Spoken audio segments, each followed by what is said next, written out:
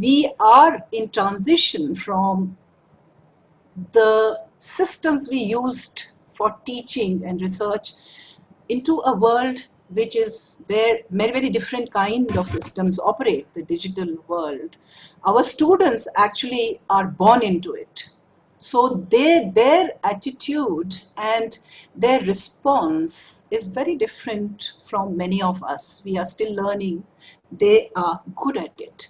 And in the world of innovation and enterprise and education, I think this is beginning to play a role, and it is going to play a major role in times to come.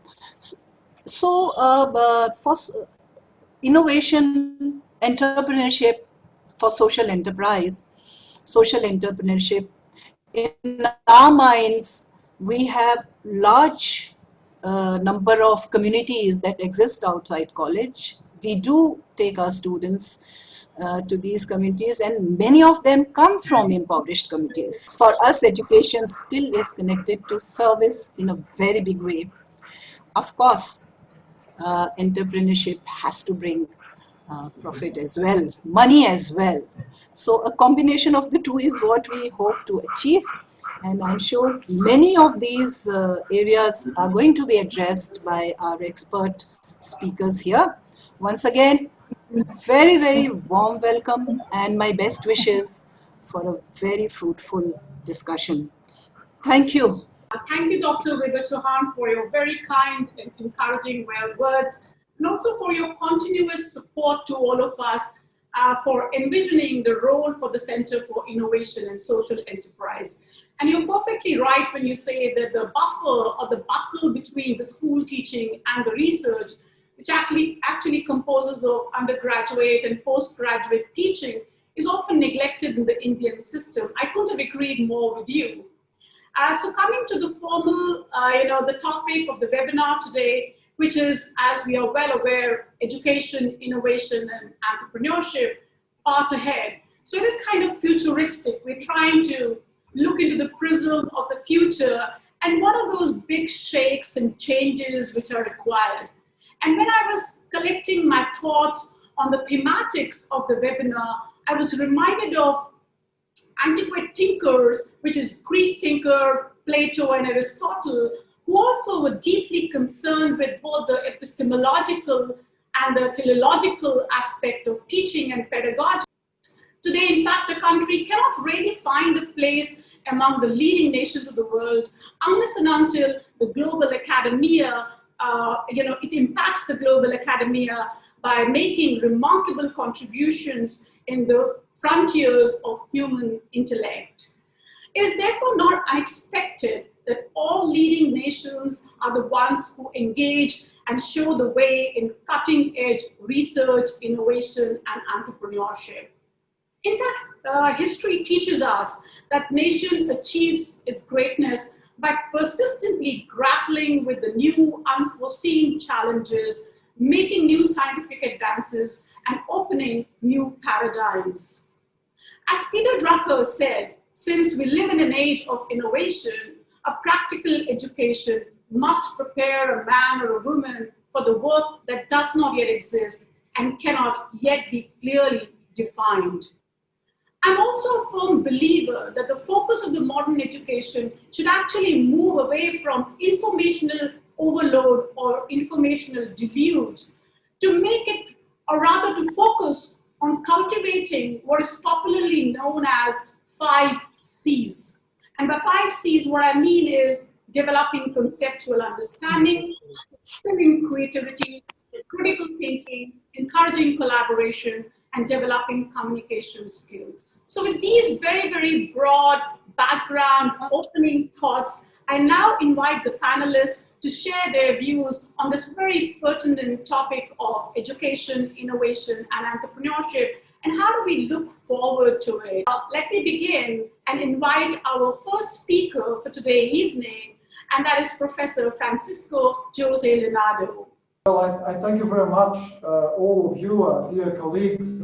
It's really a pleasure for me to be here. Education and entrepreneurship will be my focus this evening. I feel this everywhere I go. there is an increasing perception of insecurity, different types of insecurity, you know, identity insecurity, cultural insecurity, economic insecurity, communication insecurity. Insecurity comes mainly from a narrative of fear. What's the relation between technology and human beings? And I'm using this vending machine just to illustrate that if I come to this vending machine almost dying and deeply thirsty and you need to drink something, but you know, if I miss 1 cent to buy my bottle of water, the machine will lawfully will not give me a bottle of water, even if I die. There is no ethics. You know, there is no ethics on machines. You know, ethics is a human feature. So when we talk about the relationship between technology and human beings, we have to make sure that technology is developed and is used for the benefit of the human race. Our corporations, our enterprises, our companies also, are very much centered in the acquisition of technical skills and not in balancing the two components of any education model, the human to human and the technological part of it. So my idea is, by educating people, by educating our students in a kind of balance between human skills and technological skills, this will have definitely a positive impact.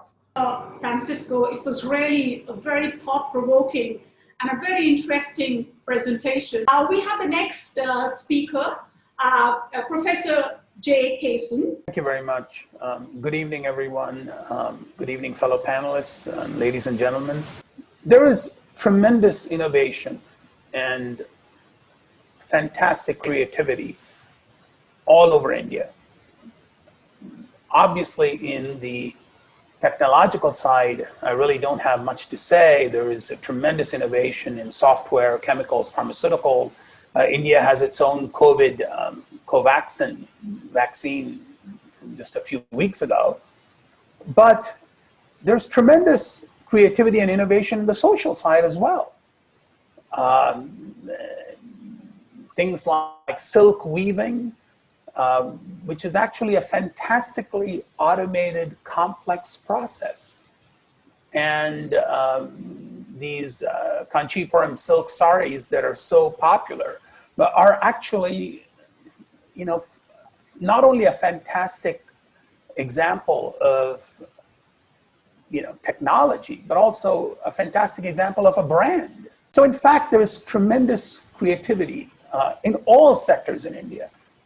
But what I find is that a lot of this innovation and creativity there's limited attention given to converting this into useful intellectual property rights. You might have developed an innovative product or a service, and you're basically trying to capitalize on that innovation, and you're trying to commercialize whatever it is you've come up with.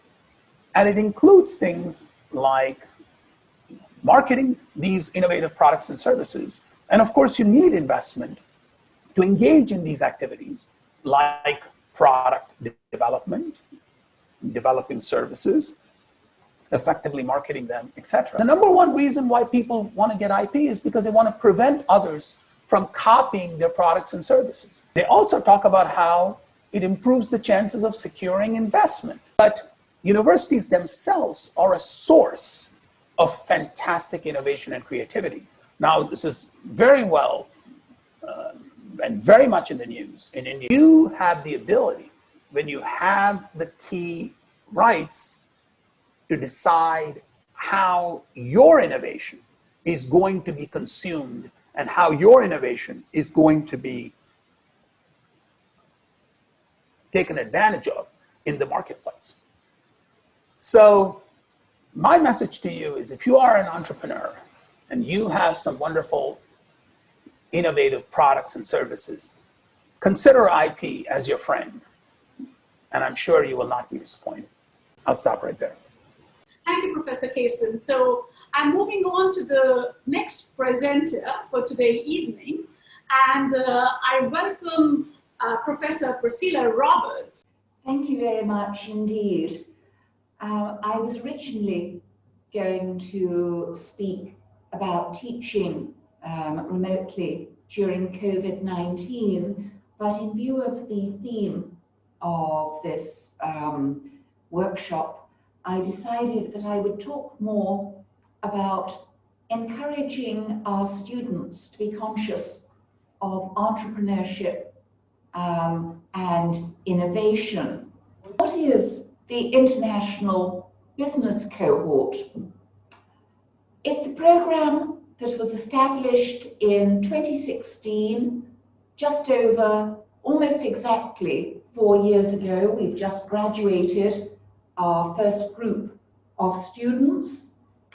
It's a 4-year BBA program taught in English that gives students extra opportunities for field work, special seminars and lectures with visiting business people and academics.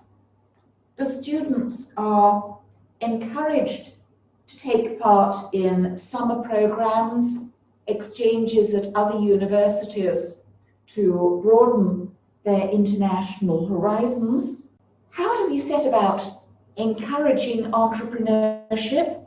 Well, I should mention that Macau is lucky in that literally on our doorstep, we have not just the Zhuhai Special Economic Zone, we also have the Hengqin New Enterprise and Innovation Zone, which serves as an incubator for startups and entrepreneurship. The City University of Macau actually rents space in Hengqin to develop startup business projects run by its students and staff, and provides seed funding for startup enterprises developed by its students.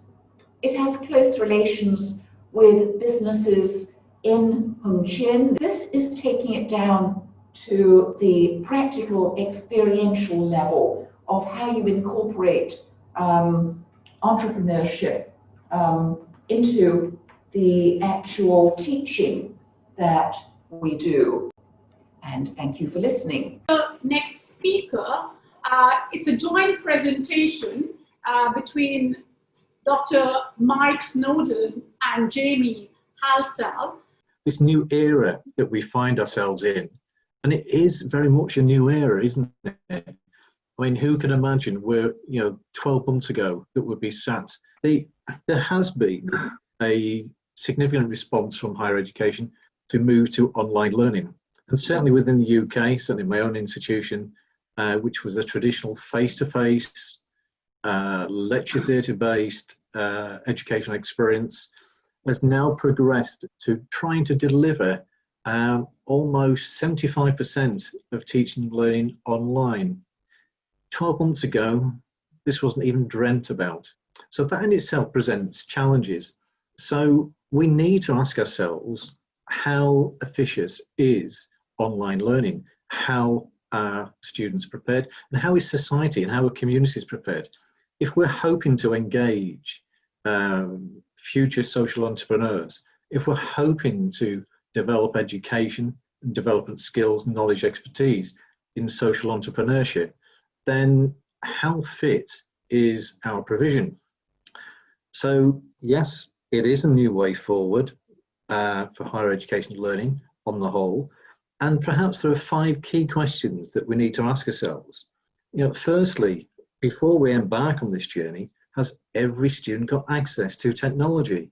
We also need to consider where online learning fits within our society and where online learning fits within the other sectors. What are the other sectors doing?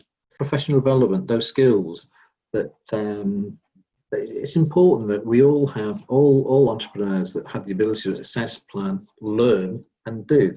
And it's colloquially known as the professional development cycle, a 4-stage process.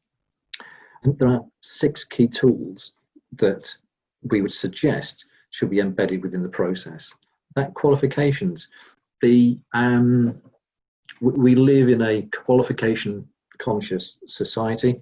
Work experience, that there would need to be a frame of supervised, supported work experience. Technological expertise, technology is advancing rapidly. A personal reflective log, a diary, a notebook, either in hard copy or electronic, so that would enable reflections of events. Thought about the future. What is the future direction? Where do I want to go? What is it I want to achieve? And what can I achieve with my social enterprise, my entrepreneurial ideas? Good morning, good afternoon, good evening. As per the time scale of your place, all good things come to an end. So has this seminar, but we could have continued. The topics were so interesting. Our panel was the specialist was so good. So on behalf of CISC, Kirorimal College, and at University of Delhi, I take this opportunity to propose a vote of thanks to all those who have directly and indirectly contributed to making this seminar on education, innovation, and entrepreneurship a grand success. Thank you very much. And thank you for the opportunity to give me the vote of thanks. Thank you. So I'm ending here. Thank you everybody for being with us today evening and really enlightening discussions. Thank you. Thank you all.